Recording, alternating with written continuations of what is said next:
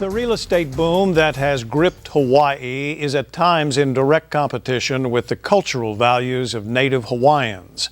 Tonight, Andrew Pereira has the story of a young man trying to protect an ancient burial site next to his Big Island home.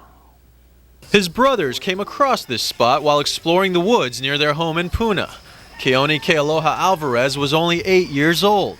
He had no idea how the discovery would change his life.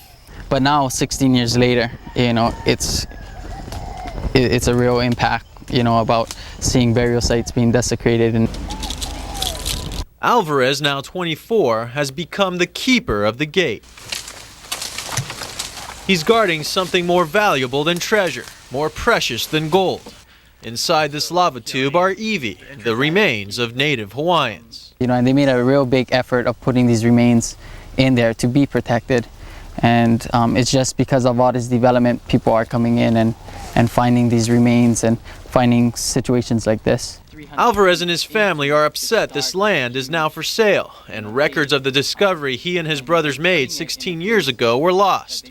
The Department of Land and Natural Resources is hoping to eventually regain the trust of Native Hawaiians like Alvarez through better record keeping. Ultimately, what we're working on is a far more sophisticated, no more, paper and pencil type of thing, but more using the technology where we can get it into a digitized basis. But for Alvarez and other Native Hawaiians, there are other issues. Home and landowners are not required to disclose the presence of remains. That there's really nothing we can do about it, and it's illegal to sell Hawaiian burial sites. It's something Alvarez says needs to change through better understanding, something Native Hawaiians call ma'a. Having the heart to preserve this site, and really malama da'aina.